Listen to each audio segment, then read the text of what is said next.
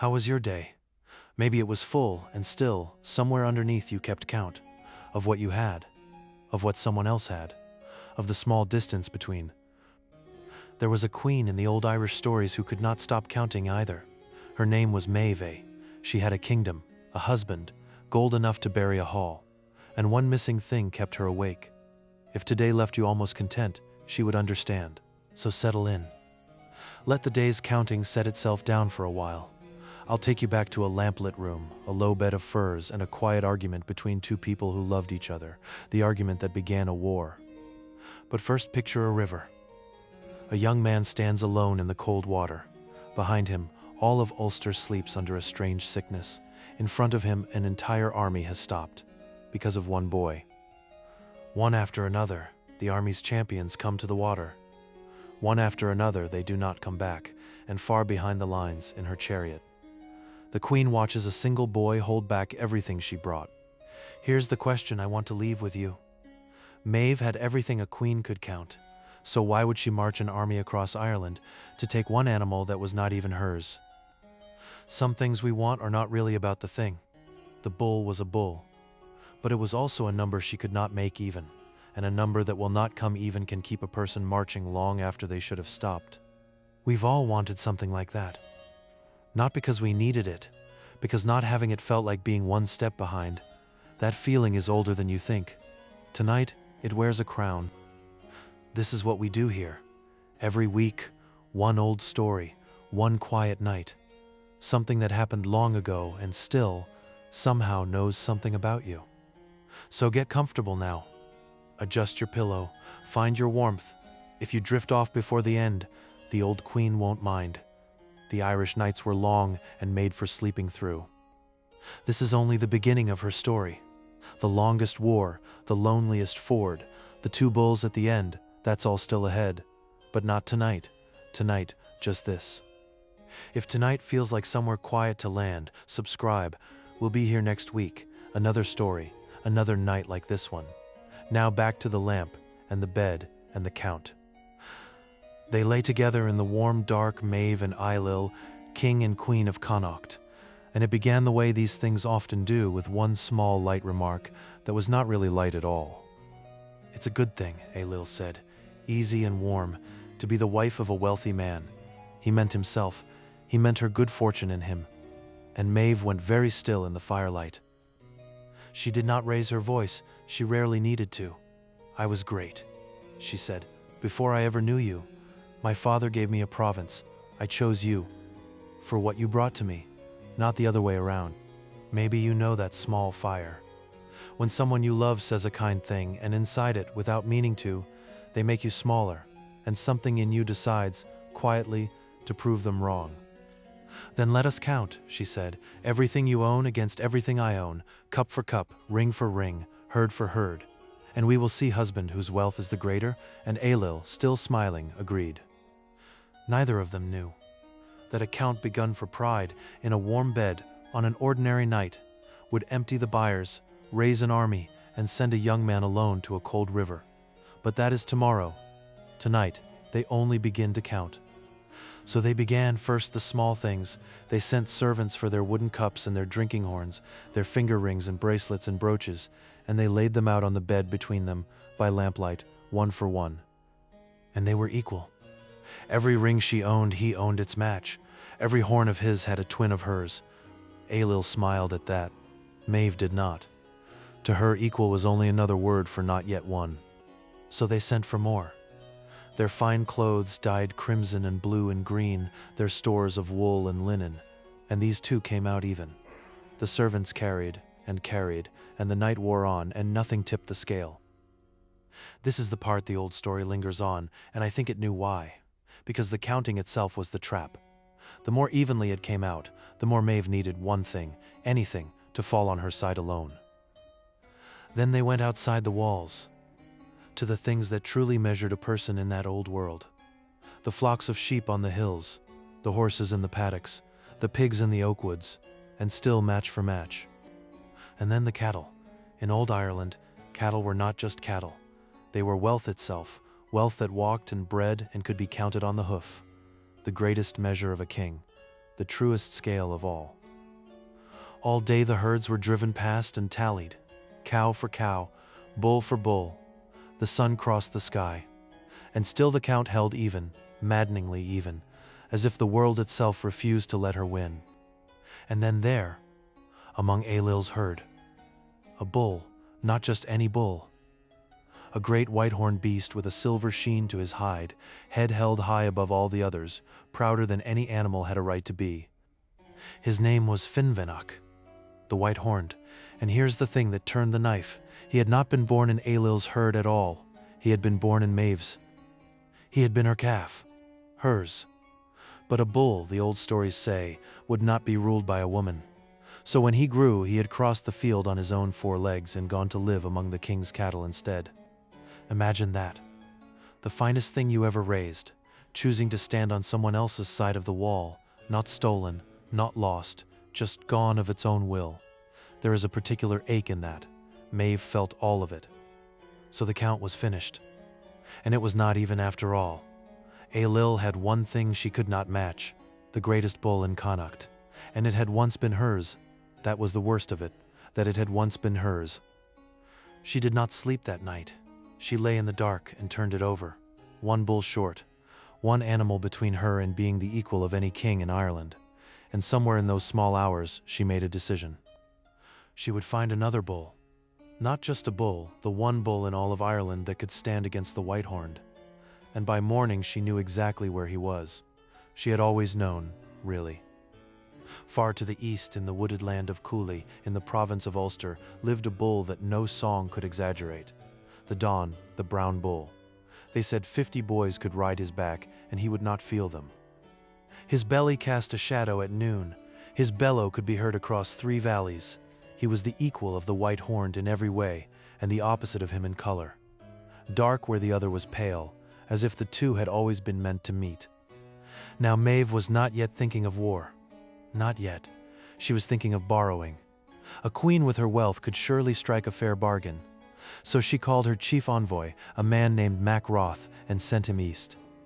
The offer she sent was generous. "Lend me the brown bull for 1 year," she said. And in return, 50 heifers, a fine chariot, land in Connacht, and the old story adds, plainly, her own friendship, freely given. It was a good offer. Almost too good. The bull's owner, a man named Dara, was delighted. He clapped the envoys on the back. He called for food and ale. Yes, he said, of course, such an offer, only a fool would refuse it, and for 1 evening the whole war was avoided. But ale loosens tongues. And late in the night, full of drink, one of Maeve's men said the thing he should never have said. Lucky for the old man, he boasted, that he gave the bull freely, or we'd have taken it by force anyway. A servant heard it. He carried it to Dara, and in the morning, when the envoys came smiling for the bull, they found the door of the hall shut against them, and the owner cold with anger. "Take him by force," he said. "Then take him, if you can." And so the offer died, not over the bull, over a boast, over a man who could not let well alone, who had to say out loud that he could take what he was being given. How often the door closes, not over the thing itself, but over the pride wrapped around it. When Mac Roth told Maeve, she did not rage. That was never her way. She listened, very still, to the whole of it, the good offer, the drunken boast, the shut door, and when he finished, she only said, "Then we will take it by force." Here's the part the myths never make obvious. She did not decide to go to war in a fury. She decided it the way you decide most large things, quietly, almost reasonably, one small step past the last one. That is how the big choices are made. And once it was decided, it became simple. A queen who wanted a bull would now want an army. And Maeve, when she wanted something, was very good at gathering. She had done it all her life. It was, perhaps, the only thing that ever quieted her. She sent word to the 4 corners of Ireland, to allies and to those who owed her, to the restless and the greedy and the bored. "Come," she said. "There is a cattle raid into Ulster, and there will be glory and gold for all who march." And they came. From every province they came, for their own reasons. Few of them cared about the brown bull at all.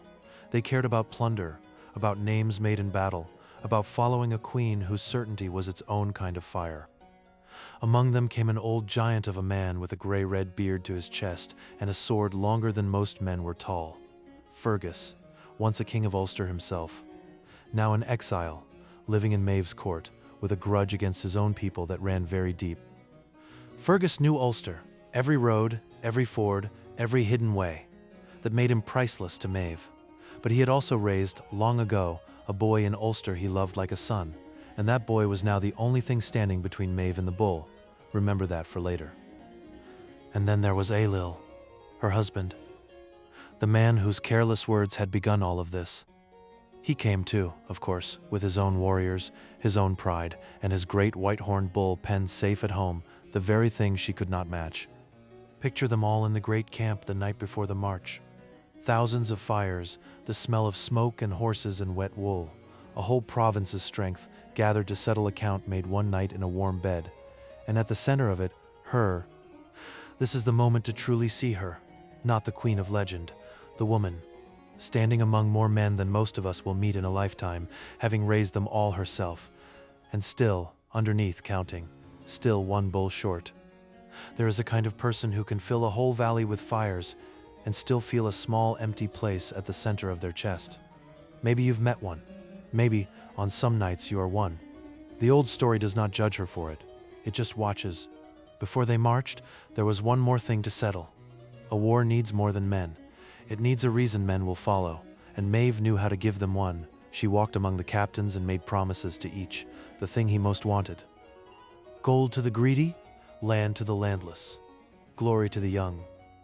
And to more than one, the same secret promise of her own favor given quietly, as if to him alone. She bound them all to her, each thinking himself the most trusted. It was a kind of genius. It was also a kind of loneliness. At dawn, the great host began to move.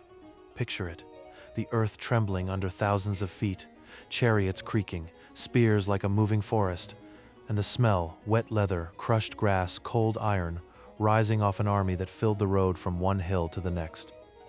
Maeve rode at the front in her own chariot, where everyone could see her. She did not hide at the rear like some kings. If this was her war, and it was entirely hers, then she would ride at its head into whatever came. For days they marched east. The green plains of Connacht gave way to harder country. Bogs, forests, cold rivers to be forded, and with every mile, the land grew quieter, as if Ulster itself were holding its breath and watching them come. And it was watching. For there was a strange thing about Ulster in those days. A curse lay over its fighting men. We will come to how and why. But know this now, when an enemy threatened, the warriors of Ulster were struck down helpless, as weak as women in childbed, for days at a time. So Maeve had chosen her moment well. She marched on Ulster when its army could not rise. Thousands of warriors lying helpless in their halls, a whole province, defenseless, the bull, all but in her hands. It should have been easy, it should have been over in days. But every easy war has one thing nobody counted, and Maeve's one thing was a boy. Not yet 17, too young, somehow to have been struck down with the rest. Awake when all of Ulster slept, and he was already moving toward the border, alone. Before we follow him, let me tell you why a war over one bull was not as strange as it sounds. In old Ireland, you were not rich because you had gold in a chest. You were rich because you had cattle on the hill in front of everyone. Cattle were wealth you could see, wealth that walked and bred and multiplied. A king's standing was counted in cows, a bride's worth, a blood debt, a fine for an insult, all paid in cattle. To own the greatest bull was to own the greatest measure of all. And the cattle raid, the tyne was its own old custom. To drive off a neighbor's herd was not simple theft, it was a test of strength, a way young men made their names. Whole epics were built on it. This was the greatest tyne of them all. So when Maeve marched for the brown bull, every warrior in her host understood. This was not a queen's foolish whim. This was the oldest game their world knew, played for the highest stakes any of them had seen.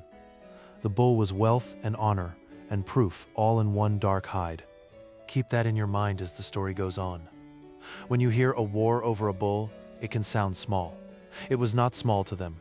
To them it was everything wealth and pride could mean. And to Maeve, it was the one number she could not make even. Now, the boy. His name was Cuchulainn, though that was not the name he was born with. He had earned it as a child, in a story for another night.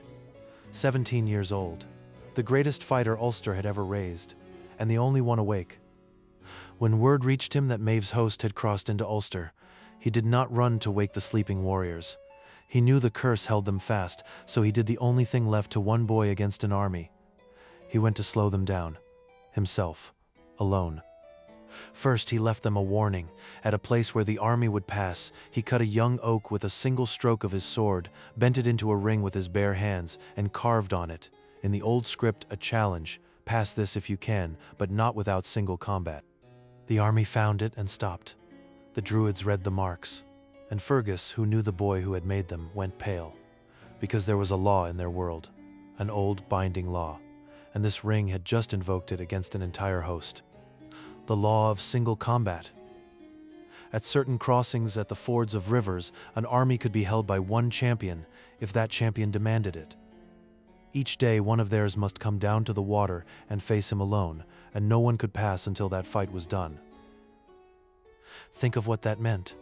An army of thousands halted at a river, by a custom of honor they could not break without shame. And on the far bank, one boy, who would meet them one at a time, for as long as his body lasted. Maeve was furious and impressed, though she would not say so. She had brought all of Ireland to this river, and it was being held by a child she could have lifted with one arm. The old story knows the strangeness of that. It lets it sit. She could have ignored the law. She could have sent 1,000 men across at once and trampled him, but her own warriors would not have followed such an order. Honor bound her as tightly as it bound him. So she did what she had to. She sent down a champion. The first fight was quick. I will not dwell on the blows. This is a story for sleep, not for blood. Only this: the champion went out, and the boy came back, and the water carried something away, and the army did not move that day. And the next day the same. Another champion sent down to the water, another day lost, the great host of Connacht, with all its glory and its gold, advancing not one step, held in place by a boy and a river and an old promise no one dared break. Maeve watched it happen day after day, and slowly the things she could not say aloud crept into her. This was no ordinary boy. There was something in him she had never seen in any of her thousands, something she could not buy or promise or count.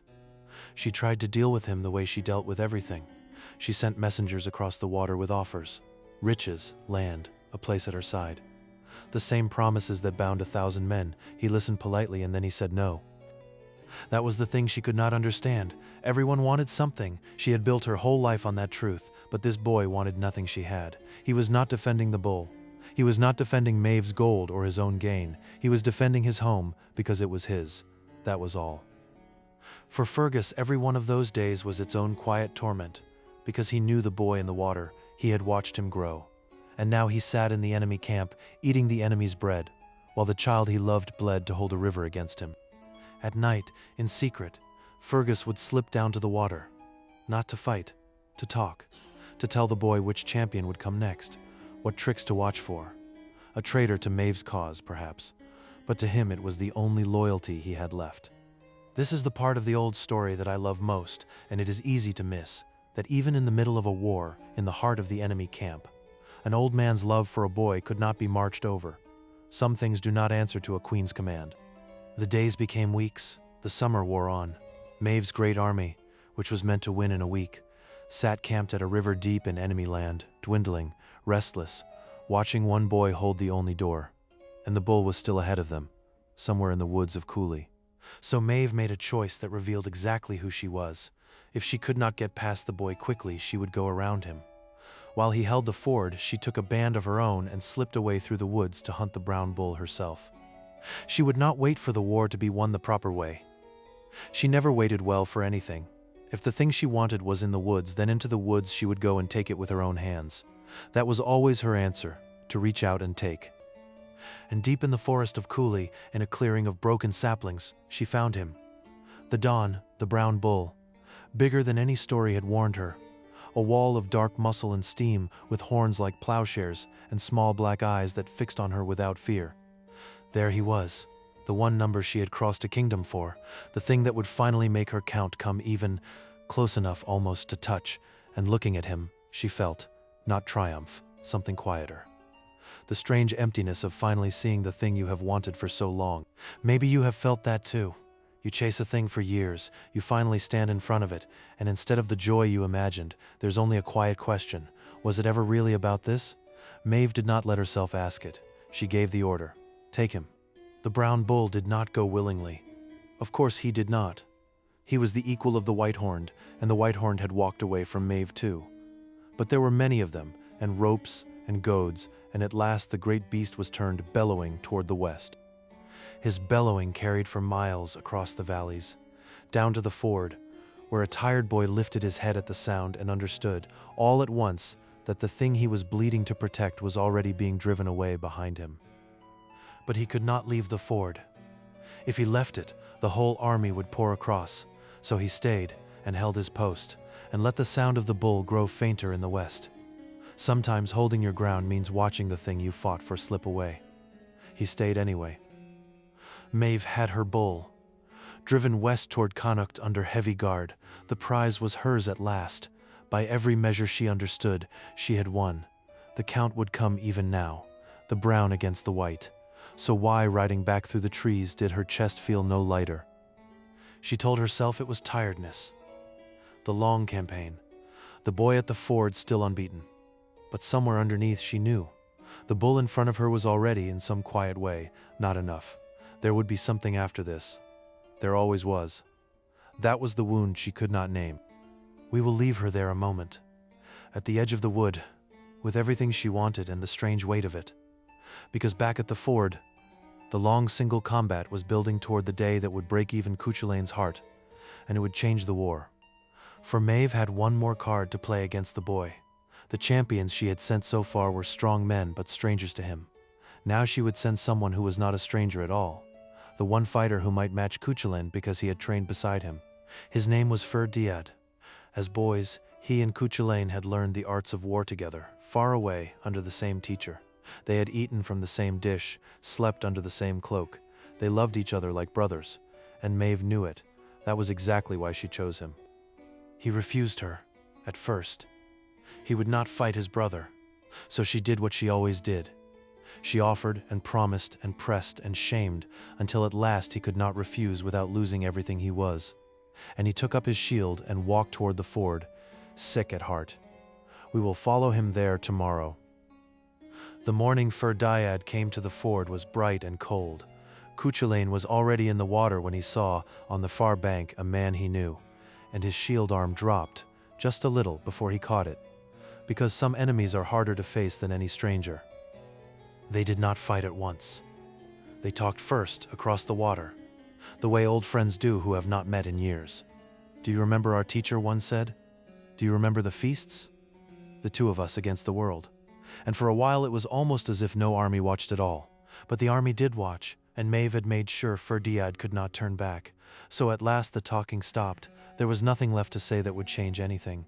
They raised their shields, and the long combat began. I will not give you the blows. This is a story for rest. Only know that they were so evenly matched, so trained in the same arts, that the first day ended with neither beaten. At dusk they lowered their weapons, both still standing, both bleeding, both alive. And here the old story does something that has never left me. That night the two enemies sent each other gifts across the water. Healing herbs from Cuchulain for Fer Diad's wounds, food from Fer Diad's camp for Cuchulain, who had no camp at all, enemies by day, brothers by night. Stay with that image for a moment. Two men ordered to kill each other, sharing medicine and bread in the dark so that each could fight the better tomorrow. There is a tenderness in it that is almost unbearable. The old story does not explain it. It just lets it stand. For 3 days it went on like that, fighting from dawn to dusk, healing and sharing through the night. Each day the wounds were deeper, the gifts quieter, the looks across the water harder to hold, and on the far bank Maeve watched it all and would not call it off. We will come back to that ford, and to the day it ended, because that day is the heart of this whole war. But first I want you to understand what was happening behind it, in Maeve's camp, and in Maeve herself, because the longer it dragged on, the more it cost her. An army is a living thing, and it must be fed, and it grows restless when it does not move. Maeve's host had marched for glory and gold, Instead, they had spent a whole season camped at a river, watching one boy. The grumbling had begun. She could feel it, like weather changing. So she did what she had always done. She held them with her own will. She moved among them, fire to fire, promising, reminding, shaming the doubters and flattering the proud. The army did not stay because of the bull. By now, it stayed because of her. It is a strange gift, to be able to hold 1,000 people to a thing they no longer believe in. Maeve had it, but it is exhausting, that gift. Every night she spent the last of herself binding them, and woke each morning with a little less to spend. No one saw that part, no one ever did. And there was Ailil, her husband, the cause of it all, who rode with the host but somehow never bore its weight. He could sleep at night, he could shrug at the grumbling. The war was hers to carry, the way the marriage had always been. She had married a man who let her hold everything, and then called it luck. Maybe you know someone like that. Someone who stands beside the load without ever quite lifting it, and is surprised that you look so tired. Maeve had built a whole kingdom around being the one who lifted. She did not know how to put it down. She is not sure she ever learned. While the duel dragged on at the ford, strange things began to happen at the edges of the camp. Birds gathered where no carrion was. A gray crow watched from the same fence post every dawn. And the wise among the host began to whisper that the gods of war had taken an interest. For there was a goddess in that land who loved war the way a crow loves a battlefield, the Morrigan. She could be a pale woman, or a gray crow, or 3 crows wheeling, and she had been watching the boy at the ford with great interest. Remember her. She will matter at the end. The Morrigan went to Cuchulainn at the ford, not as a goddess but as a young woman, and offered him her love and her help in the fight. And the boy, weary and short-tempered, and wanting only to be left to his work, turned her away. He did not know what she was. That was a mistake. For a goddess scorned does not forget. She promised quietly that when he was deep in his hardest fight, she would come against him, not as a woman, but as the water itself, as a beast, as everything that could make a tired man stumble. And then she was gone, and only a crow rose from the rock. But that reckoning was still ahead. For now, the great matter was Fir Diad, still meeting Cuchulainn at the ford each dawn, the two of them grinding each other down. Neither able to win, neither able to stop, bound there by a queen's will and an old, terrible code of honor. Each night the gifts across the water grew smaller and sadder. By the 3rd night there were almost none. What is there to send a brother you must try to kill at dawn? They had run out of everything but the fighting, and both of them knew the next day would be the last. We are coming to the hardest day, but not yet. Let me hold us here a little, in the quiet before it, the way the story does, because what happens at that ford is the reason this tale survived 3,000 years. It is worth coming to slowly. Far to the west, the brown bull had reached the borders of Connacht under his guard, and the news ran ahead of him. Maeve's prize was nearly home. By the count she had won. The thing she crossed a kingdom for was almost in her own fields, and still the war went on, as if it had forgotten its own reason. This is the strangeness at the center of the Tyne. The bull was won early. Maeve had what she came for long before the worst of the fighting. But a war, once started, does not stop just because its reason has been met. It builds its own reasons. It feeds on the men who feed it. Maeve learned that too late. Why did she not simply take her bull and go home? She asked herself the same thing, I think, in the dark. But the boy at the ford had become his own kind of count. He had cost her a season, an army's patience, and something harder to name. To leave him unbeaten felt like losing, and Maeve could not lose. There it is, the wound at the root of her. Not greed for gold, not even hunger for the bull. It was that she could not bear to be bested. By a husband's careless word, by a bull that walked away, by a boy at a river. To Maeve, every one of those was the same unbearable thing, coming up short. And maybe that is why this old queen still feels so close, 3,000 years on. We have all met the feeling, the small gnawing need to not be the one who came up short, the way it can keep us marching long past the point of sense. Maeve is not a warning, exactly. She is a mirror. But she did not see herself that clearly. Few of us do. In the middle of the thing, she saw only the boy still standing, and Fir Diad sent to break him, and a war that had to be won now, because too much had been spent to lose it. And so the last dawn came. But before we follow them down into the water that last time, the story pauses to breathe, and so will we. There is something about that ford and about the law that held two friends in it, that the old tellers wanted you to understand. Let me explain it the way they would have, by the fire. The single combat at the ford was not just a way to slow an army. It was the soul of how these people fought. A whole host could be held by one champion, because honor mattered more than numbers. To win by swarming a lone man would have been no victory at all. It would have been a shame no song would sing.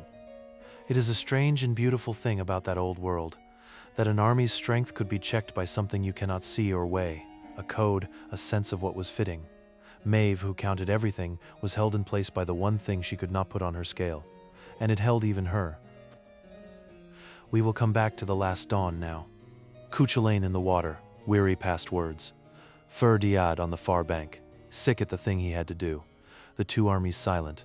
And on her chariot, a queen who had set this in motion with a single proud sentence, a whole season ago, in a warm bed. They fought that last day harder than all the days before, as if each hoped to end it quickly, to spare them both the long agony. Hour upon hour, in the cold water, two men who loved each other did the cruelest work two friends can do, and neither would yield. As the day wore down, Fur Diad began, at last, to gain the upper hand. He was the larger man, and the more rested, and the wounds he had taken in the days before had healed cleaner. Cuchulainn was failing. Anyone watching could see it. On the bank, Maeve leaned forward, and for the first time in weeks, she let herself hope.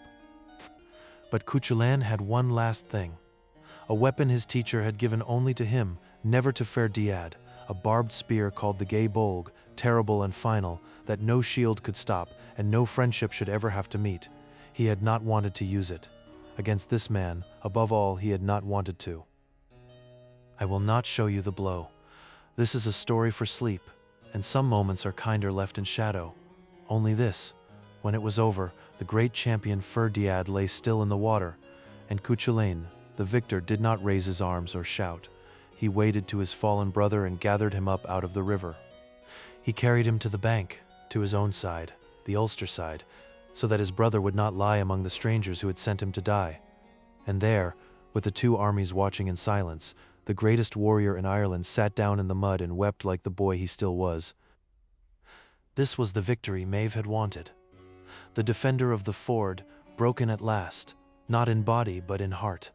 He would not fight again for a long while. The door was open. By every measure she had won the ford. So why, watching the boy weep over the man she had sent to kill him, did she feel no triumph at all? Because some things you win cost more than you had. She had spent a champion's life, and a young man's heart, and a great deal of her own, to break one boy at one river. And the bull she had crossed a kingdom for was already home. She had won everything, and she stood there feeling that she had lost. That night the Ulster men came under cover of dark and carried Cuchulainn away to be healed, far from the ford, where he could grieve and mend. For days the boy who had held an army would hold nothing at all. He lay wounded and silent, the fight gone out of him, while the war moved on without its lone defender. With the ford unguarded, Maeve's host could finally cross. But there was little joy in it. The men were worn down, the season was turning, and the thing they had come for was already won and gone west. They crossed the cold river at last, and found the land beyond it strangely quiet. For the land of Ulster was changing, though Maeve did not yet understand how. The strange sickness that had held its warriors helpless was beginning, at long last, to lift. In the great hall of Emain Macha, far to the east, the sleeping men were starting to stir. This is the part that turns the whole story. Maeve had timed her war for the months the Ulster army could not rise. She had nearly run out of those months at the ford, and now, with her men exhausted and her prize already won, the sleeping giant she had crept past was waking up behind her. But that storm had not yet broken, for now Maeve pressed deeper into Ulster, gathering more cattle and plunder as she went, as if more spoils could fill the strange hollow the ford had left in her. The host raided farm and field, and the country emptied before them, sullen and waiting. More cows, more gold, more of everything, and none of it touched the thing she was actually hungry for, because that thing could not be driven home on the hoof. She did not know its name. She only knew that the more she took, the emptier the taking felt. We have all reached into that particular bag and found it had no bottom. And all the while, the gray crow followed, the Morrigan, watching her favorite war ripen toward its harvest. She had no love for Maeve. She had no love for anyone. She loved only the great clash that was coming, when the waking host of Ulster would meet the worn host of Connacht at last. Word began to reach the camp. Travelers, scouts, frightened farmers, all saying the same thing. The men of Ulster are rising. The sickness is passing. They are taking down their shields. They are coming. And a new fear, quiet at first, began to move through Maeve's tired host like cold through a wall. Maeve did what she always did with fear. She did not let it show. She walked among the men with her chin level and her voice steady, as if a waking province were no more than weather. But that night, alone, she sat a long time with the lamp and did not sleep. She was beginning to understand what she had started. A war begun for a count begun for a word begun for a wound she had carried, perhaps, her whole life, and now an entire province was rising to answer it, and good men on both sides would pay. She had reached out to take one bull, and she had set all of Ireland in motion. Sit with that a moment. But Maeve was not one to sit long with regret. By morning the lamp was out and her face was iron again. If Ulster was coming, then she would meet Ulster. She would gather her host, hold her ground, and finish the thing the only way she knew how, with everything she had. As always, before the two great hosts collide, the story pauses once more to breathe. There is something about the warriors of that world, about honor and single combat, and what a man would die for, that the old tellers wanted you to feel before the end. Let me set it down gently, by the fire, the way they did.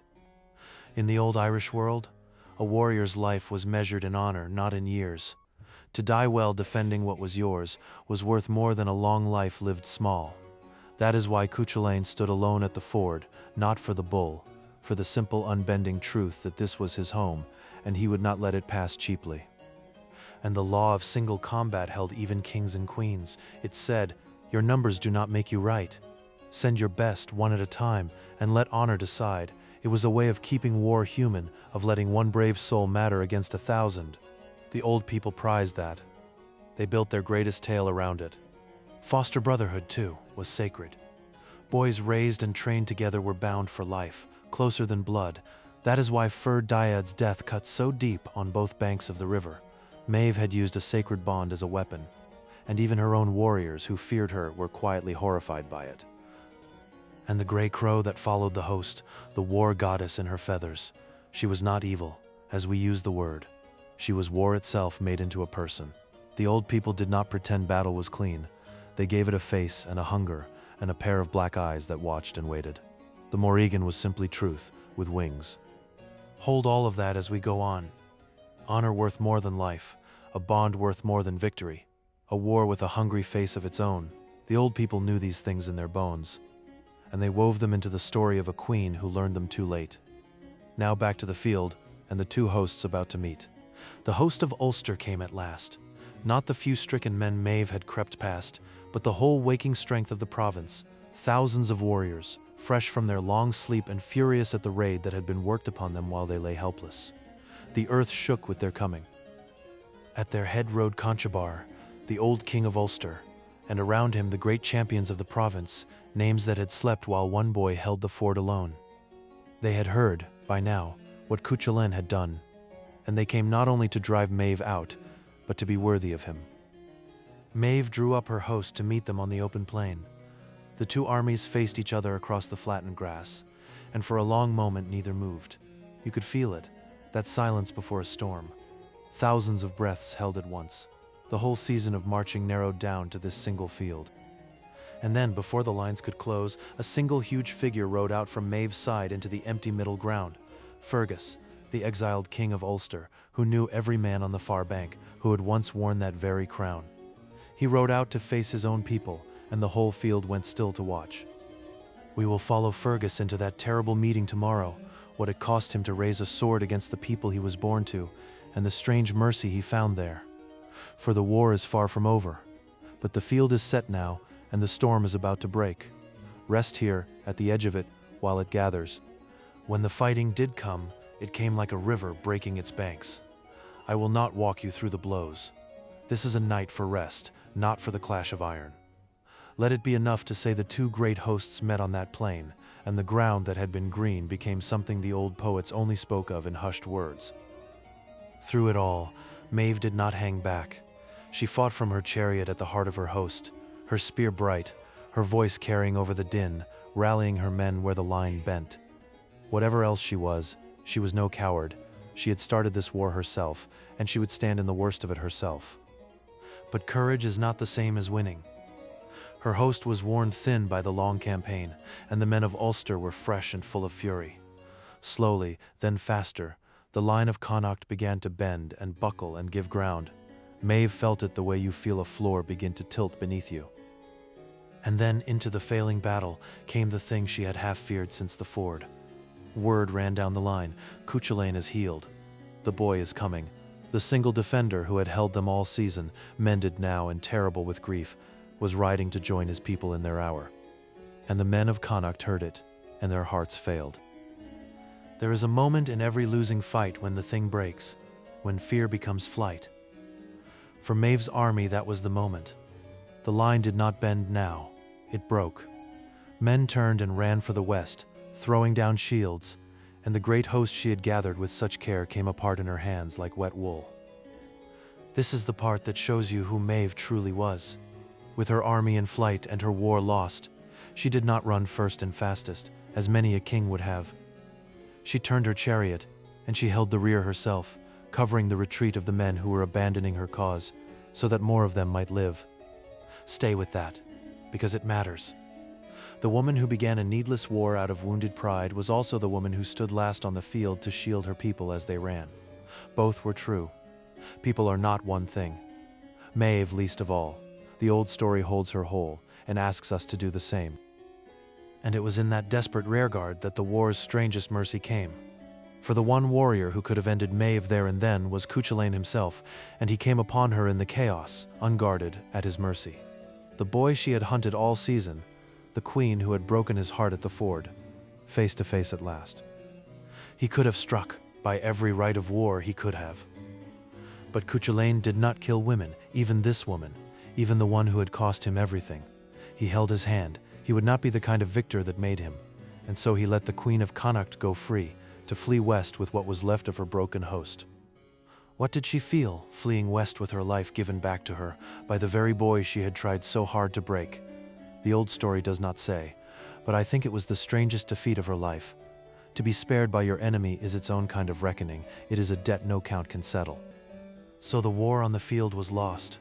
Maeve's army was scattered, her men slain or fled, her great campaign broken on the plain of Ulster. But here is the cruel jest at the center of it all. She still had the bull. The brown bull of Cooley was safe in Connacht. By her own original count, she had won the only prize that started it. A lost war, and a won bull. A scattered army, and a full field. Maeve had the thing she had crossed Ireland for, and she had paid for it with everything else. If you have ever gotten the exact thing you wanted, and looked around at the cost of it, you know the particular silence she rode home in. But the story is not finished, far from it. For we have spoken much of queens and champions and armies, and forgotten, for a moment, the two creatures at the very center of it all. The white-horned bull, penned at home in Connacht, and the brown bull, newly arrived in the same green fields. Two great beasts, one country, and they had heard of each other. This is the ending Maeve never planned and could not stop. She had brought the two greatest bulls in Ireland into the same small country to settle account between herself and her husband, but the bulls had account of their own to settle, and theirs would be settled with no law of single combat, and no mercy, and no queen to call it off. But that final meeting belongs to the last part of our story, and we are not there yet. For now, let it be enough that the bulls have found each other, and that something elemental is gathering in the western fields, older than the war of men, and far harder to stop. Maeve came home to Crochan a changed woman, though she would have denied it. The fort was the same. The hall, the fire, the high seat with its wolf pelt. But she walked through it now like someone who had gone very far and come back carrying something heavy and invisible. The servants felt it and stepped softly. Ailill was there to meet her, of course, the husband whose light remark had begun it all. He did not gloat to his credit, but neither did he understand. To him the war was a venture that had gone poorly and ended well enough. They had the bull, after all. He had never felt the wound that started it. He never would. And there was the Count, still unfinished between them, the Count that had sent thousands to war. Now she had her bull. The brown against his white, by the cold arithmetic that began it, the scale was even again. She had what she wanted, and she found, standing in her own hall, that she could no longer remember why it had ever seemed worth wanting. This is what the long road had taught her, though she could not yet say it in words, that the count was never the thing, that you could win every match on the scale and still lie awake, that the empty place inside her had never been bull-shaped at all. But the lesson came late, as such lessons do, after the price was already paid. And maybe that is the truest thing the old story has to give us.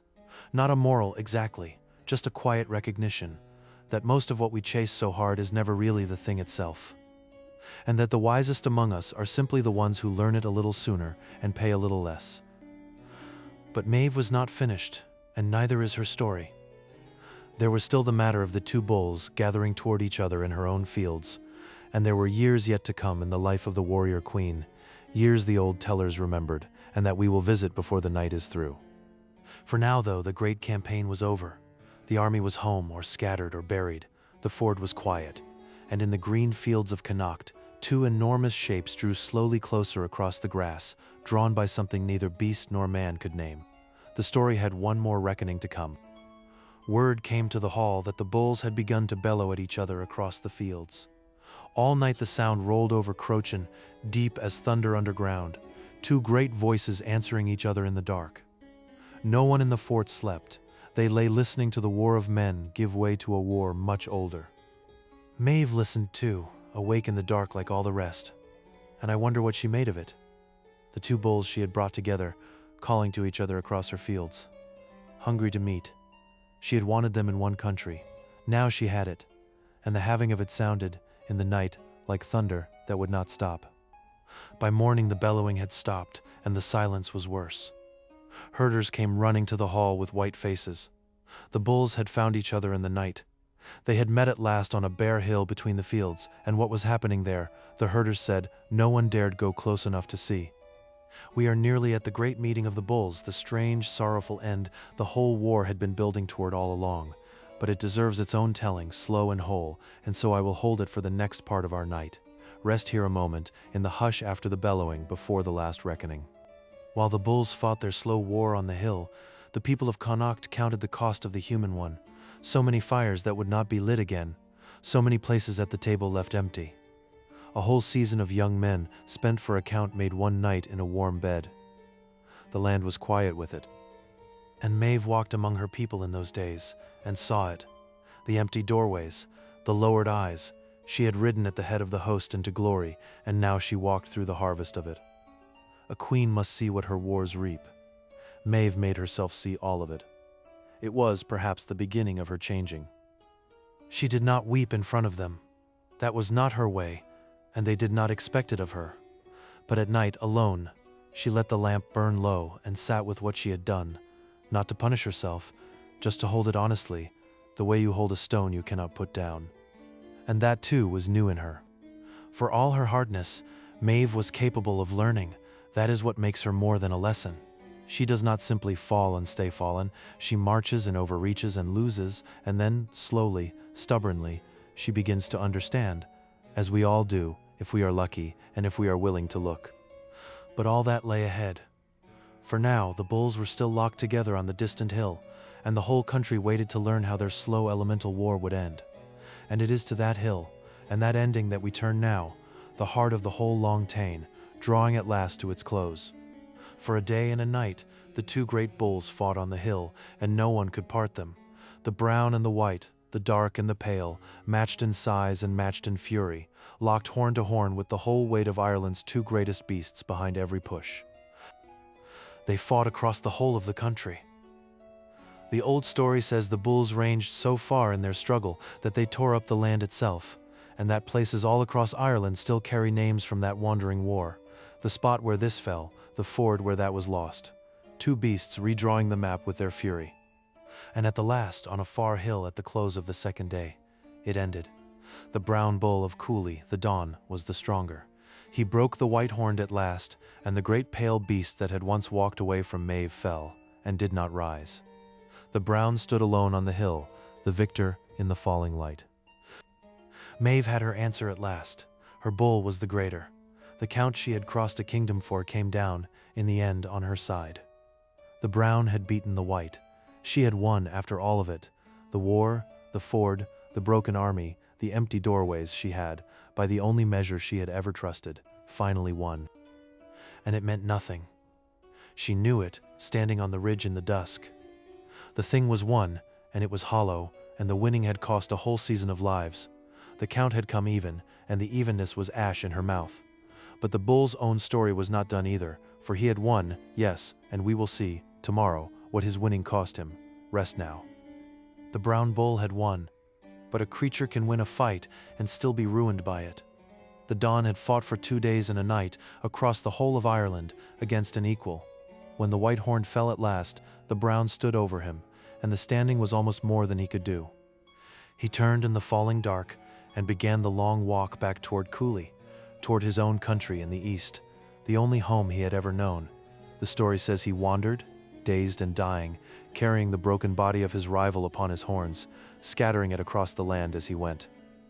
He walked for days, the old story says, growing weaker with every mile, and the places he passed took their names from him forever, the ridge where he rested, the ford where he drank, the hill where he stood and bellowed his last. He was writing his own death across the map of Ireland, one weary step at a time. And at last, back in the borders of his own Cooley, on a green hill within sight of the woods where he was born, the great brown bull stopped. He could go no further. His heart, the old story says, simply burst within him. And he fell and lay still, and the wandering war was over. So there it is, the whole bitter arithmetic of the Tyne, laid bare at last, both bulls dead, the white-horned broken on a Connacht hill, the brown fallen in his own Cooley fields, the two greatest beasts in Ireland that two proud rulers had to own gone, owned in the end by no one at all. When the word reached Crochan, Maeve heard it in silence. The brown bull was dead, the prize of the whole war, the thing she had crossed a kingdom for, the answer to her endless count, dead of its own victory, in a field she would never see. She had won and won and won, and she had nothing. Sit with the size of that, the way she had to. A husband's careless word, a count that would not come even, a war that emptied the byres in the halls. A young man broken at a ford, a whole season of the dead, and at the end of all of it, 2 dead bulls, an account that no longer meant anything to anyone, least of all to her. This is the part of the old story the poets never softened. They did not give Maeve a triumph, they gave her the truth. That you can get the very thing you fought for, hold it in your hand at last, and find that it died in the getting, and that you cannot even remember now why it mattered so much. And here's the quiet question the story leaves in the ash. If the bull was never really the thing, and it never was, then what was? What was the empty place inside Maeve that no count could fill, that drove her across a kingdom and home again with her hands empty? She did not know. Most of us do not, until much later. The war was over now, truly over. No more marching, no more fords, no more counting. Just a tired queen in a quiet hall, and a country slowly healing around her, and the long, ordinary years stretching ahead. But the old story does not end there. There are things that come after every war, and we will follow them. Here's the part the songs never make obvious. For the war did not simply vanish when the bulls fell. Wars leave debts. Maeve had marched against Ulster, and Ulster did not forget. Cuchulainn lived and grew, and the men of Ulster nursed a grudge for the raid worked on them while they slept. A peace was made, but under it, something waited. This is the new shadow that fell across Maeve's later years. She had made an enemy who would not let it rest, and in time that grudge would gather others to it, the way grudges do, until a new threat took shape on her eastern border. Not an army this time, but something more patient, a reckoning that bided its time. But Maeve was changed now, and she met the years that came differently than she would once have done. The woman who could not bear to lose a count had stood on a battlefield holding the rear for fleeing men. The woman who counted everything had learned, in the hardest way, what counting cost. She was harder to provoke now, and in some ways harder to break. She ruled Connacht for many years after the Great Tyne. The old stories are full of her in those years, her judgments, her feasts, her quarrels, her loves. She remained exactly what she had always been, proud, restless, generous, fierce. But there was a new thread woven through it now. the threat of someone who had learned the price of her own hunger. And the brown bull, the Don, was not forgotten either. His name lingered on the land he died crossing. Hills and fords and ridges still carried it, generation after generation, long after anyone remembered the queen who started the war. The bull outlasted the count. The land remembers stranger things than we do. For now, though, in the years just after the war, Maeve's chief task was rebuilding. A queen who has spent her people in a needless war must earn them back, and so she turned the same fierce energy that had raised an army toward raising up her country instead. The byres refilled. The halls grew warm again. Life, as it does, went on. And in the quiet of those rebuilding years, the old tellers say, Maeve would sometimes go alone to a cold, clear spring high on a mountainside, away from the hall and the crowd and the endless counting. To bathe in the cold water, to be for an hour, not a queen, but only a woman by a pool. It became her one true rest. There is something tender in that, I think. That the great warrior queen, who had filled valleys with fires and crossed a kingdom for a bull, found her deepest peace at a quiet pool on a mountain, alone, with no one to count against, as if the thing she had truly wanted all along was simply to be still. But peace, for one who has made as many enemies as Maeve, is never wholly safe. The Eastern grudge had not died, it had only waited, and in the fullness of the years it would find her at last, not on a battlefield, but in that very place of rest. We will come to that ending gently, when its time comes. For now, let that shadow stay far off on its ridge. Maeve has earned a stretch of peace, and so, I think, have you. We have come a long way tonight, from a warm bed and a careless word, across a kingdom and a war, to a quiet pool on a mountainside. Rest here a while, in the calm after the storm.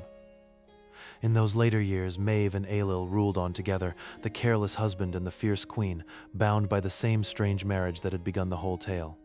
They quarreled and reconciled and quarreled again, the way long marriages do. But the count between them was never spoken of again. Some lessons once paid for are not repeated.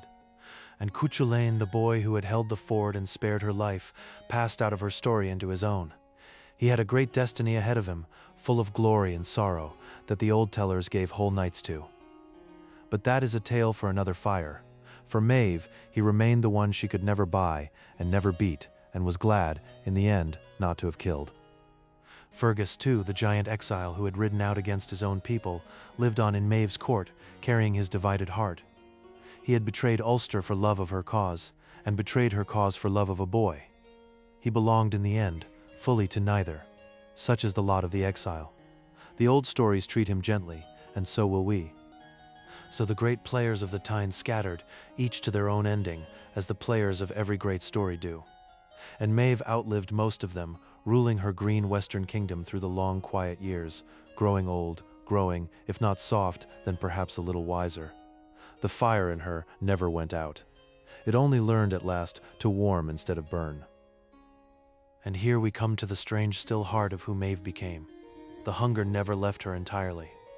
People do not change all the way, and the old story is honest about that. But she carried it differently now. She knew its name, she knew what it cost, and knowing a thing, even a thing you cannot cure, changes how you live beside it. Maybe that is all wisdom ever really is. Not the curing of our hungers, but the knowing of them. The being able to say quietly, to yourself in the dark, ah, there it is again, that old need to not come up short, and then choosing this once, not to start a war over it. Maeve learned that, late and at great cost. But she learned it. We are drawing now toward the meaning beneath the whole great tale, and toward its long afterlife in the memory of Ireland, and at last toward its gentle close. But before we leave the story itself behind, let us hold the whole of it once more in our minds, the way you hold a thing you are about to set down for the night. A warm bed and a careless word, a count that would not come even. A bull in the eastern woods, and an army on the road. A boy alone at a cold river, holding back the world.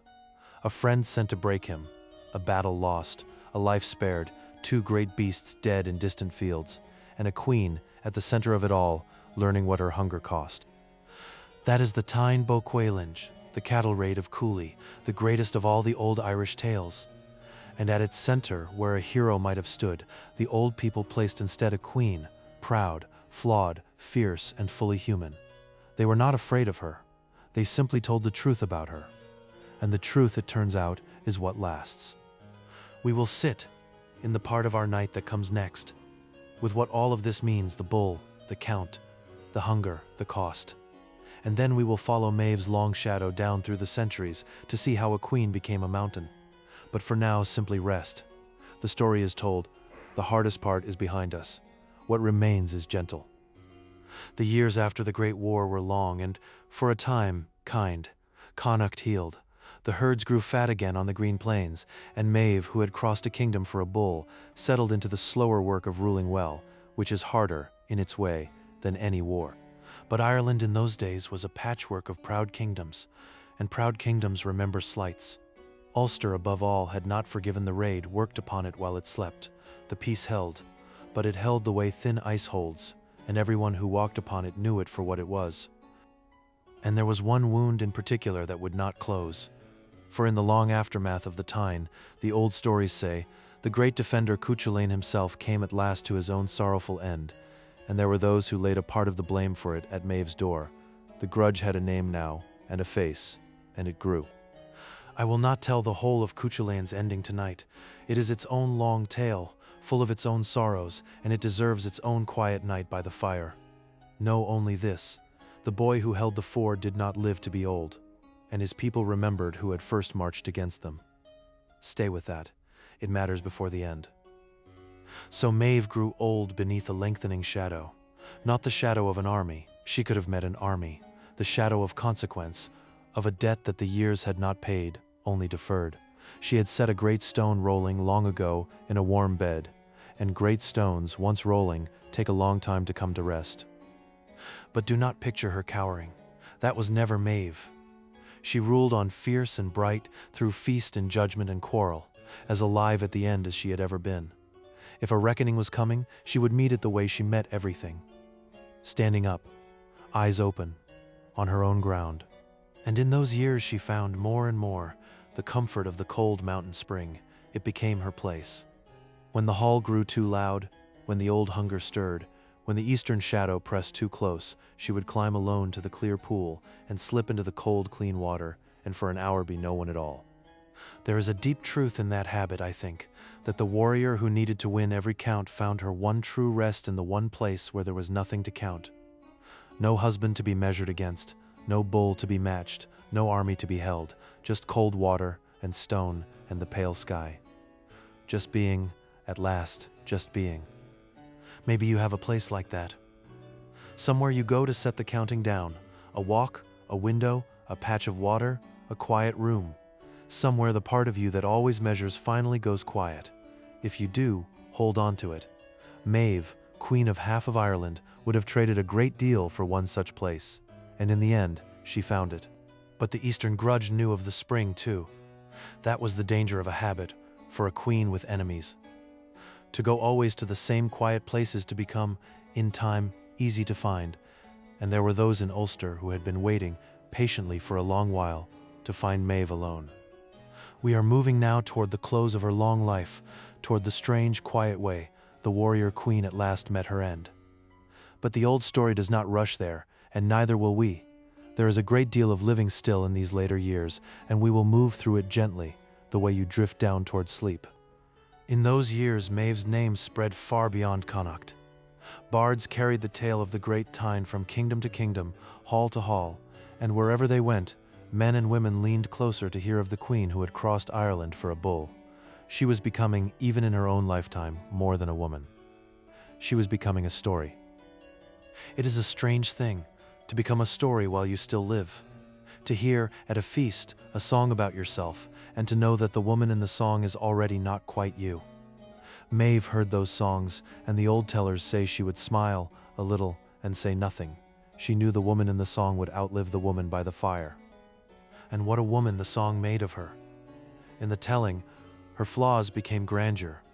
Her hunger became ambition. Her pride became sovereignty.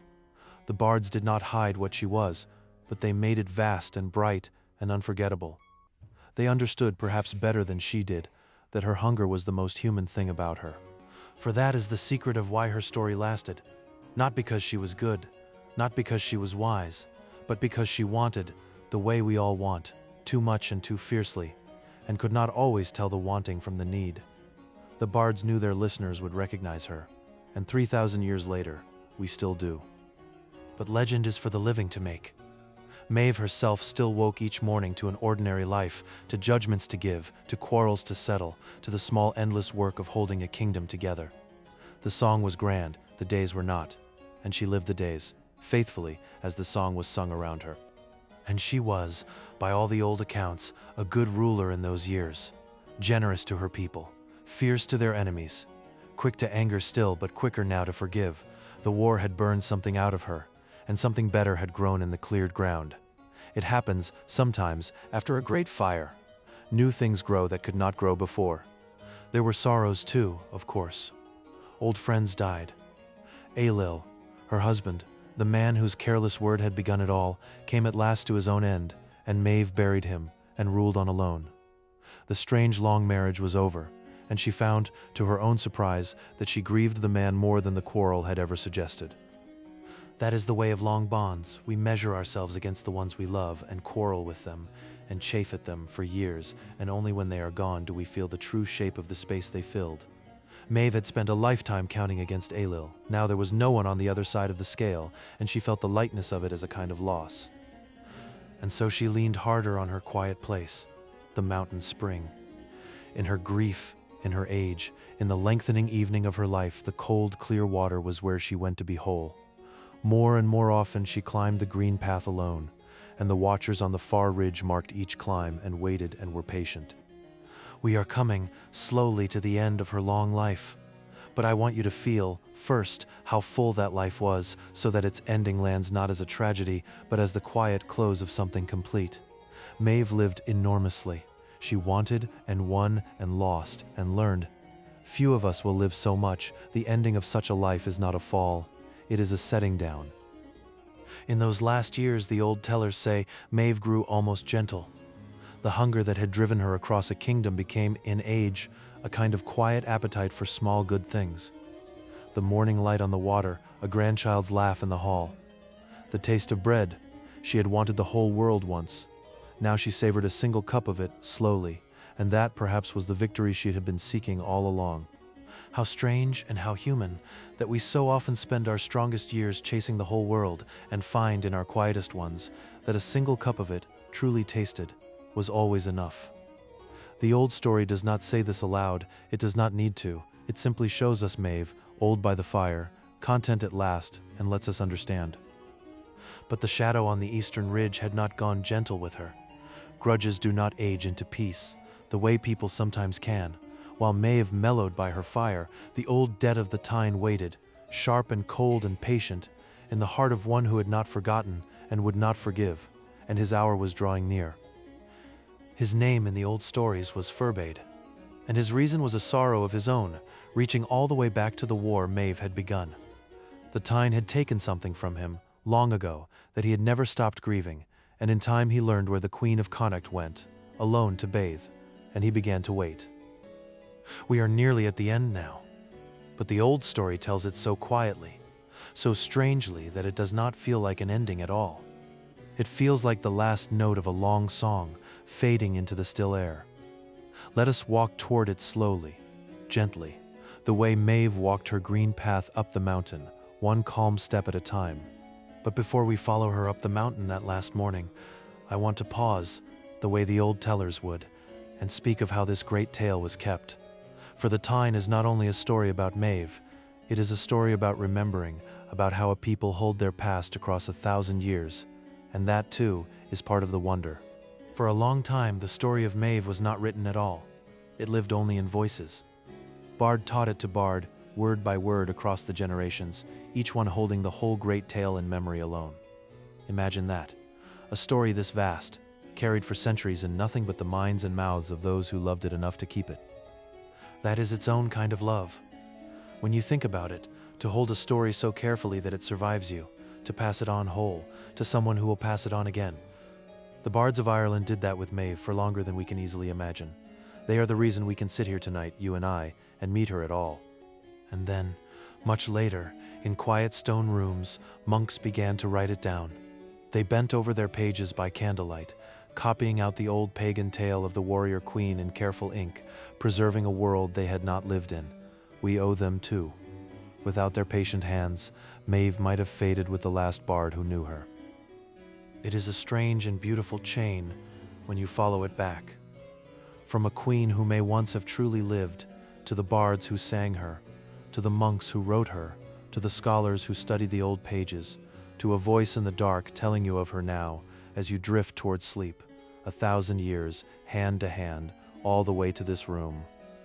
So when you hear the story of Maeve, you're not only hearing about a queen, you are holding the end of a very long rope, passed to you across 100 generations by people who decided, each in their turn, that this was worth keeping. Tonight, just by listening, you are part of the keeping. That is a quiet honor. Rest in it. But the keeping was for later. For Maeve herself, in her own time. There was only the next morning, and the green path, and the cold, sweet water of the spring. She did not know she was a story yet. She only knew the small good things her old age had taught her to love, and on the last morning those small things were enough. She rose, as she did so often now, with the spring in her mind. The hall was loud with the day beginning. The old hunger stirred just a little, the way it always would, and so she did what she had learned to do. She set it down, and took up her cloak, and went out alone toward the cold water and the quiet. One last calm climb. The morning was bright and still. The path was familiar under her feet. Birds called in the gorse. The mountain rose green and gentle ahead. She climbed it slowly, an old queen at peace, thinking of nothing in particular, simply glad of the light and the air. We will let her climb. There is no need to hurry her, or ourselves. She reached the pool as the sun cleared the eastern hills. The water lay clear and cold and still, ringed with its smooth stones, the thin fall whispering down. She stood a moment at its edge, breathing the clean air. The whole green world spread quiet below her. It was, she thought, a very good place. It had always been a very good place. And on the far side of the valley, on the ridge he had watched from for so long, the patient avenger saw her at last, exactly where he had known she would be, alone, unguarded, at the water's edge. The old debt of the Tyne, deferred across a lifetime, had come at last to its quiet hour. He reached for his sling. I will not make this harsh. This is a story for sleep, and her ending in the old tales is more strange than cruel.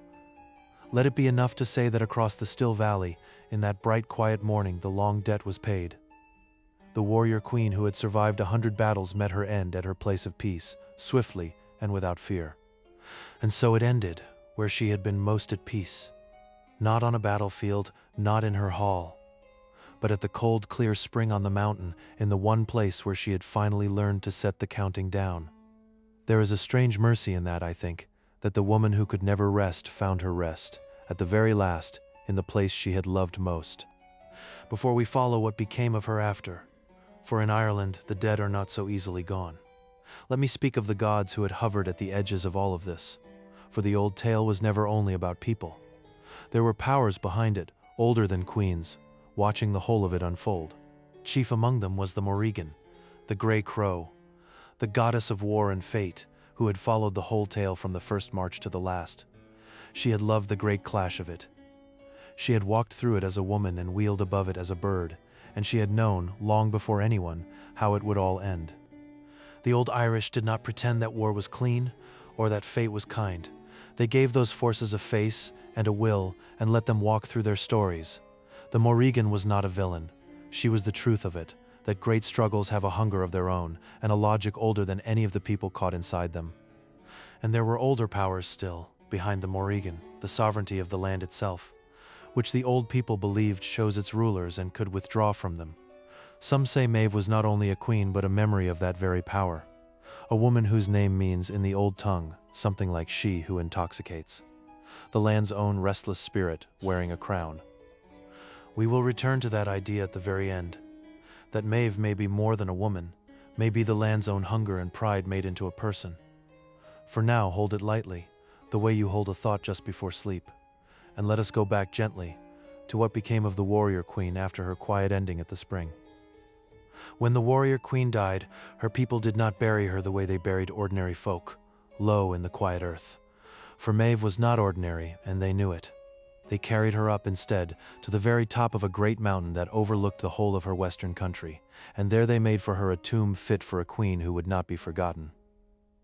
They heaped up over her a great cairn of stones, thousands upon thousands of them, carried up by hand, until it rose like a small mountain of its own upon the mountaintop. It can be seen for miles, from every corner of the land she ruled. It is there still to this very day. We will come to that. The land kept her. But it is the way they laid her within it that the old stories love best. For they did not lay the warrior queen down flat, at rest, the way the dead are laid. They stood her upright, fully armed, spear in hand, facing east, toward Ulster, toward her old enemies, so that even in death she would stand and watch, and never yield. Think of the defiance in that. The pride, yes, but also the sheer, unbreakable spirit of it. To say to death itself, I will not lie down. I will stand on my mountain, spear in hand, facing the ones who never beat me in life, and I will not yield in death either. That was Maeve to the very last. That was entirely, magnificently Maeve. And here, perhaps, is where her long hunger finally makes its peace with us. For the woman who spent her life unable to come even, unable to be bested, unwilling ever to yield, she found, in the end, a victory no count could measure. She became the mountain itself. She became the land she ruled. She is still there. She won, after all, just not the way she thought. This is the darkest and deepest turn of the whole long tale, and also, strangely, its most hopeful, that a life so driven by lack should end in something so vast and permanent. She wanted to never come up short, and now she stands on a mountaintop, facing her enemies forever, watched over by the whole of the country she loved. Rest with that a while. From that mountaintop, the old stories say Maeve still watches. The country people have a fondness for her, even now. They do not climb to the top and disturb her cairn lightly.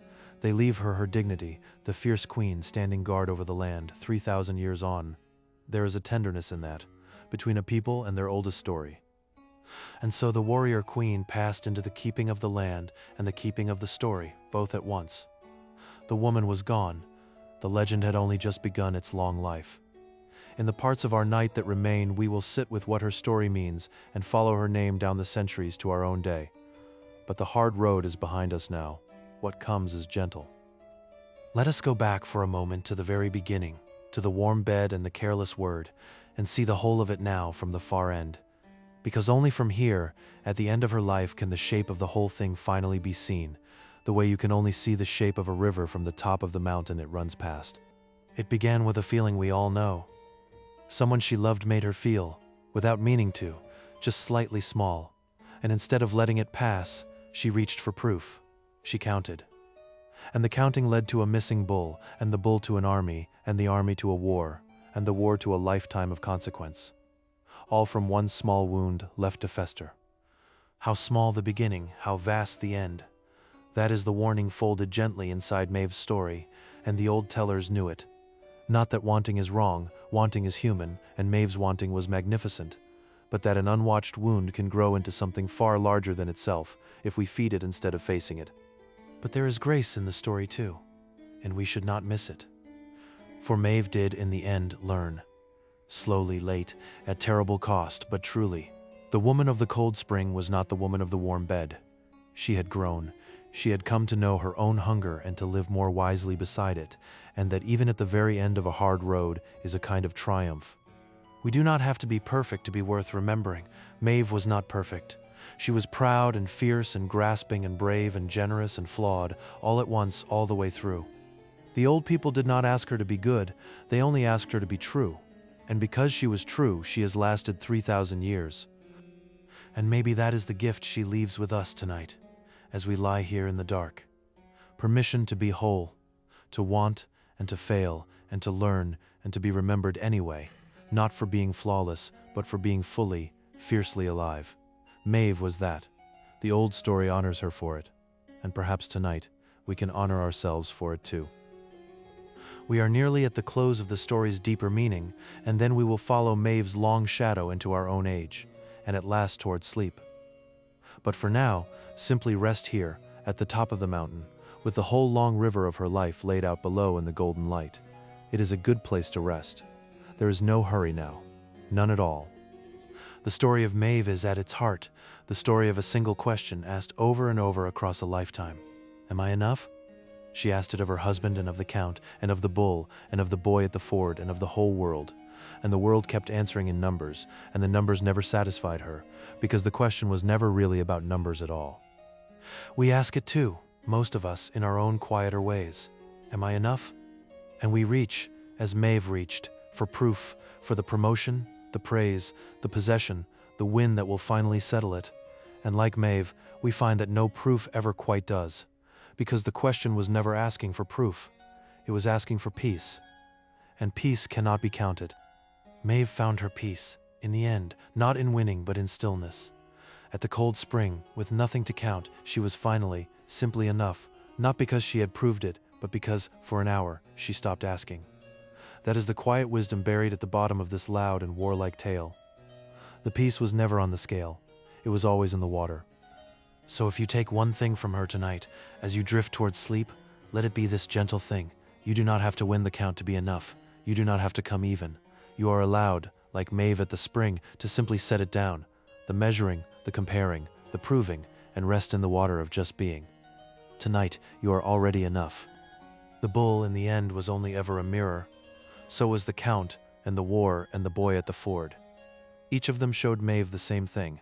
The size of her own hunger, and the smallness of anything that tried to fill it. We all carry such a hunger. The wisdom is not in killing it, but in knowing it for what it is, and not crossing kingdoms to feed it. And the boy at the ford, Cuchulainn, was the mirror's other face. Where Maeve wanted everything and was never full, he wanted almost nothing and could not be bought. He showed her, without ever meaning to, that there was a way of being she had never learned. To stand for something simply because it was yours, and to need no count at all. He was her opposite. He was her teacher. He never knew it. Two ways of being set against each other across a cold river. The one who could never have enough, and the one who needed nothing. The old story does not tell us which to be.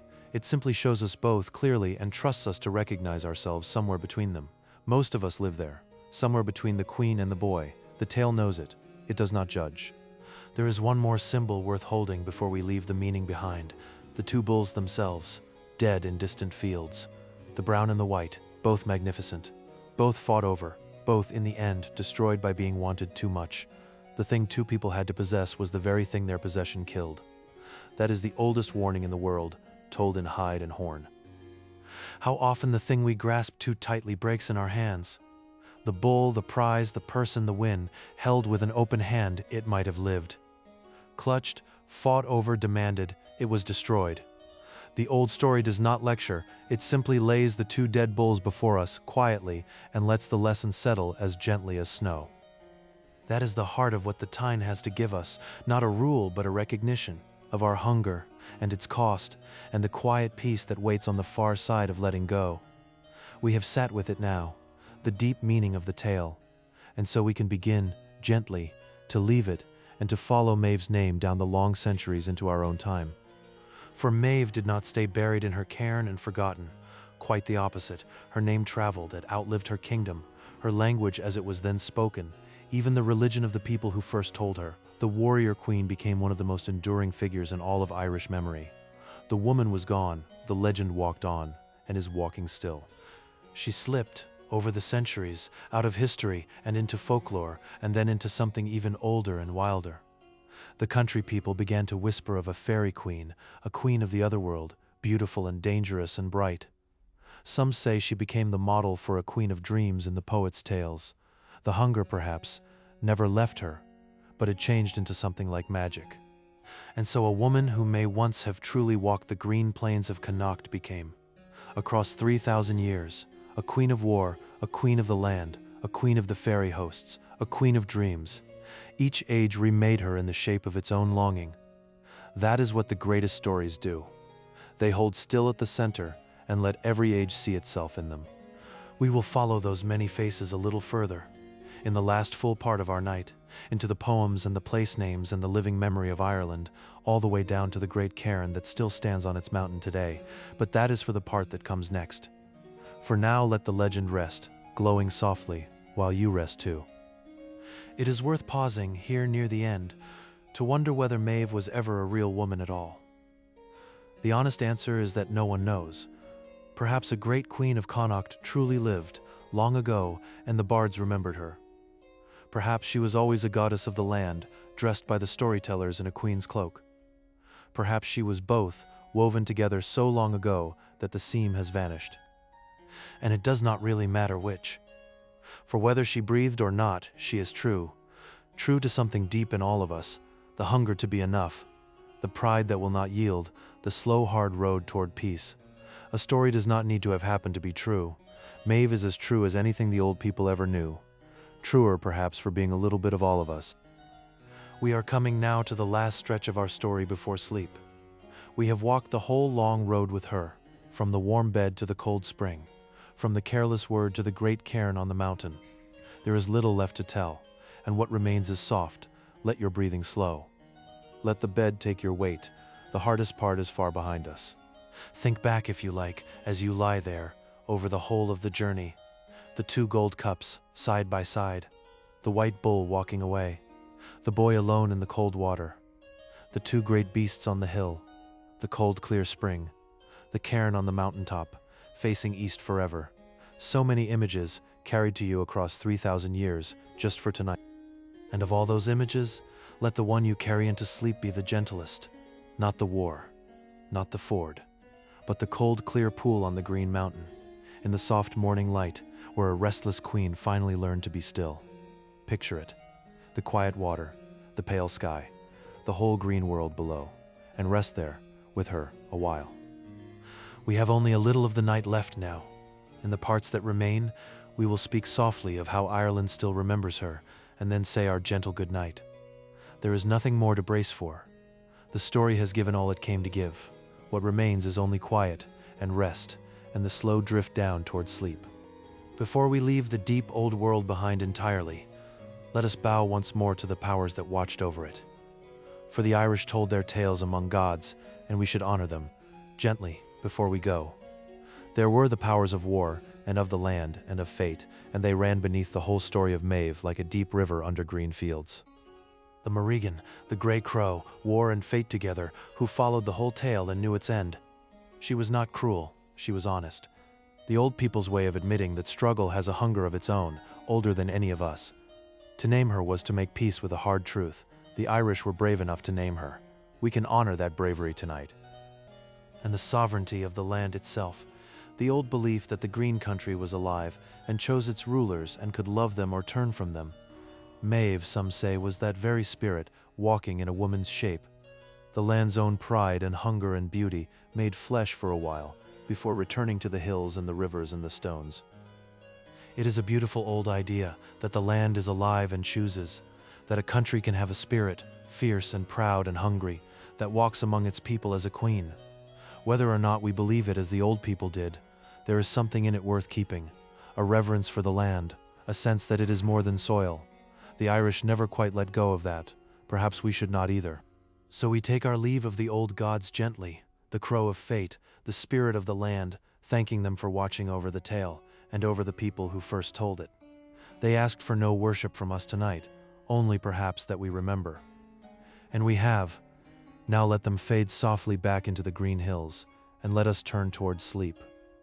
We are very near the end now. The story is told, the meaning held, the gods honored. What remains is only the long, soft afterglow, how Ireland keeps her still, and the gentle good night. Let your eyes stay closed if they have already drifted shut. You do not need to see what comes. You only need to let it carry you the rest of the way down. To this very day, the great cairn stands on its mountaintop in the west of Ireland, exactly where her people raised it. Knocknaria, the mountain is called. You can see it from far across the country, a gray crown on a green height, catching the light, and those who know the old story look up at it and think, quietly, there she is, still standing, still watching. The country people leave it undisturbed, out of an old respect. There is a saying among them that you should carry a stone up to the top and add it to her cairn, to honor the queen and ask her blessing. For 3,000 years, hand by hand, stone by stone, her people have been building her tomb a little higher. The legend is made of love, and rock, and time. And her name is everywhere still, woven through the country she loved. in poems written 1,000 years after she died, in the old tales children still half remember, in the great epic of the Tyne studied now in quiet libraries the world over. The warrior queen of Connacht has outlived empires. She is one of the most enduring women in all of human story, and she is still, somehow, only just beginning. We will say the last of how she is remembered in the part that comes next, and then we will say goodnight. But already the story has nearly finished giving. You have come the whole long way with her. There is nothing left now to do but rest. Let the mountain hold her. Let the night hold you. There is no hurry. There is nowhere else to be. Breathe in, slowly, the cool, clean air of the old green country, and breathe out, and feel a little of the day's weight go with it. Maeve learned at the very last to let the counting go. Tonight, lying here, so can you. There is nothing left to measure, nothing left to win, only this breath and the next, and the soft, slow drift down toward sleep. If your thoughts have begun to wander, let them. That is the mind loosening its grip, the way Maeve loosened hers at the spring. You do not need to follow the words closely now. Let them blur and soften. Let them become only a quiet voice in the dark, like an old storyteller by a low fire, keeping watch while you slip away. The fire is low. The hall is warm. The great queen rests on her mountain, facing east, watching over the green country forever. And you rest here, safe and warm, with the whole old story folded gently around you like a blanket. There is nothing more you need to do. The night will carry you the rest of the way. We have nearly reached the last of it. Just a little further now, and then only the quiet. You have traveled 3,000 years tonight, and crossed a kingdom, and climbed a mountain. You have earned this rest. Let it come. Let it take you. The old queen would not begrudge you sleep. She watched over sleepers before, when the whole of Ulster lay dreaming. So rest now, fully. The story is almost told. What little remains in the quiet parts ahead asks nothing of you. You may listen, or you may let go and drift. Both are right, both are welcome. The warrior queen has come to the end of her long road, and you have come to the end of your long day. Lay them both down, side by side, and rest. The last of the story is near. Let us come to it as gently as the dawn comes to the mountain, slowly, softly, with no sharp edges. Maeve's tale ends not in war, but in peace, and so will our night. Just a little further now, down the green path, to the still water, and the quiet, and sleep. And so we come, at the very last, to the deepest truth the old tellers folded into her tale, that the warrior queen's greatest victory was not the bull, nor the war, nor even the mountain. It was the morning at the spring when she finally fully let the counting go. That was the battle she had been fighting all her life, and in the end, in the cold, clear water, she won it. All the armies she ever raised could not give her what that quiet morning gave her. All the gold she ever counted could not buy it. The thing she had hunted across a whole kingdom was waiting, all along in stillness, in the simple, impossible art of being enough without proof. The greatest warrior queen of Ireland won her hardest war by laying down her spear. That is her victory, and it is the one she leaves to you, tonight, lying here in the warm dark. You do not have to win to be at peace. You do not have to count to be enough. You can lay the spear down, as she did by the still water, and simply be. That is the gift at the bottom of this whole long, loud, 3,000-year-old tale. Peace, freely given. Take it. The spear is down, the water is still. The mountain holds the queen, and the night holds you. Everything that needed to happen in this story has happened. Everything that needed to be said has been said. All that remains is rest, hers, on the high green mountain, and yours, here in the warm and quiet dark. We have only the gentlest part of the night left now, a few quiet words on how she is remembered, and then our soft good night. The great tale of the warrior queen is told, whole and complete, carried to you across 3,000 years and laid down beside you like a stone on her cairn. Rest now. The rest is only quiet. The rest is only peace. So what does it mean, this old tale of a queen and a bull and a boy at a river? Let us hold it softly now and see. At its heart lies one quiet truth, that the hardest hunger to satisfy is the hunger to be enough. Maeve had everything the world could weigh, gold, land, herds, an army, a crown, and still she could not sleep for the one thing she lacked. The story knows that feeling, so, I think, do you. The bull was never really the thing. It was a number she could not make even, and a number that will not come even can keep a person marching long after the marching has lost all sense. We all carry a count of our own, against a sibling, a neighbor, a rival, a friend. The tale does not shame us for it. It simply shows us, gently, where the counting leads when we let it lead. And the boy at the ford was the answer she could not hear. Cuchulainn wanted nothing she could offer. He stood his ground for the simplest reason of all, because it was his. He needed no count at all. Two ways of being set across a cold river, the one who could never have enough, the one who needed nothing at all. Most of us live somewhere between them. The story knows that, and does not judge. And the two bulls, dead in distant fields, are the oldest warning of all. The thing two people had to own was the very thing their owning killed. Held with an open hand, it might have lived. How often the thing we clutch too tightly breaks in our hands. The prize, the win, the person. The story lays the two dead bulls before us quietly and lets the lesson settle as softly as snow. But the tale is not only warning, there is grace in it too. For Maeve learned, slowly, late, at great cost, but truly, the woman of the cold spring was not the woman of the warm bed. We do not have to be perfect to be worth remembering. Maeve was proud and fierce and grasping and brave, all at once.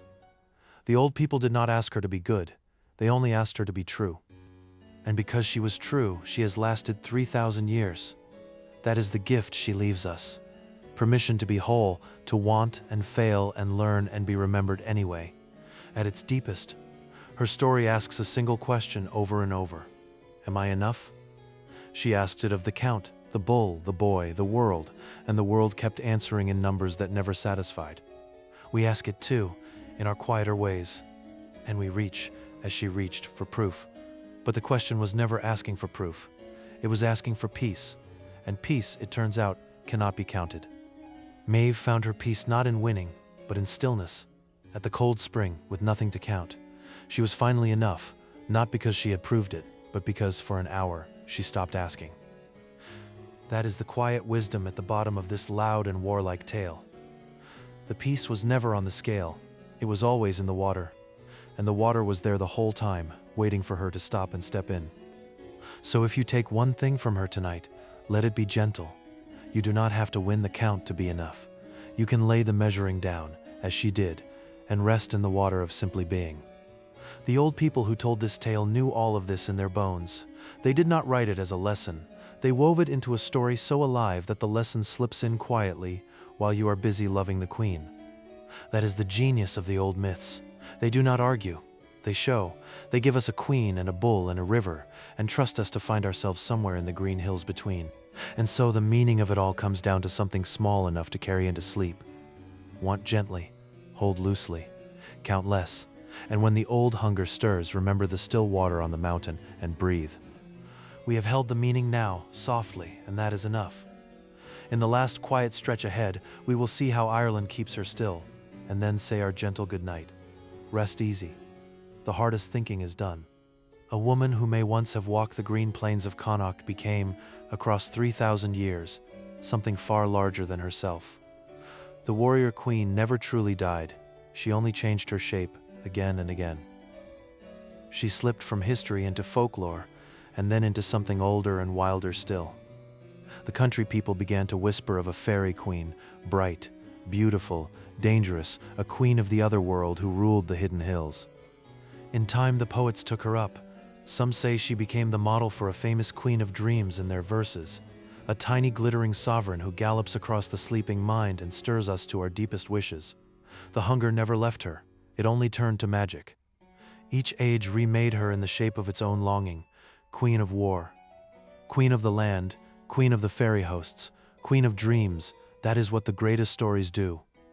They hold still at the center and let every age see itself in them. And still, to this very day, the great cairn stands on its mountaintop in the west, Knocknaria, a gray crown on a green height, seen from far across the country. Those who know the old story look up and think, there she is, still standing, still watching. The country people leave her undisturbed, out of an old respect. There is a saying that you should carry a stone to the top and add it to her cairn, to honor the queen and ask her blessing. Hand by hand, stone by stone, her people have been building her tomb a little higher for 3,000 years. Her tale, the Tyne, was carried for centuries in nothing but the memory of the bards, then written down by patient monks and studied now in quiet libraries the world over. It is counted among the great epics of the world. The warrior queen has outlived empires, and her name lives still in the green country itself, in poems, in old half-remembered tales, in the very stones of the land she ruled. She is one of the most enduring women in all of human story, and she is somehow still only beginning. It is a long, bright chain from a queen who may once have lived, to the bards who sang her, to the monks who wrote her, to a quiet voice telling you of her now as you drift towards sleep. 1,000 years, hand to hand, all the way to this room. And tonight, simply by listening, you became part of the keeping. So she endures, woman, queen, goddess, dream, mountain, held by the land and the long memory of a people who loved her enough to keep her. The legacy is told. Now there is only the gentlest part of all left to come, our soft goodnight. The story is told now. The great queen rests on her mountain, facing east, watching over the green country forever. And you rest here, safe and warm, with the whole old tale folded gently around you. There is nothing more to do. There is another story waiting for another night, somewhere colder, older, a different kind of fire in the dark, but not tonight. Tonight you can almost hear it, far off, patient, waiting. Let it wait. There is no hurry now. Let your breathing slow. Feel the day's weight ease away with each soft breath out into the quiet dark. There is nothing left to count, nothing to win, only this breath and the next and the slow drift down. Lay it all down, as she did, by the still water. The measuring, the comparing. Lay it down and simply rest. We'll be here with another old story, whenever you're ready. There's no rush. The fire keeps, the night keeps. Sleep now if you haven't already. The mountain holds the queen, the night holds you. All is well. Good night. Rest gently. And may you wake knowing, like the old queen, that you were always enough.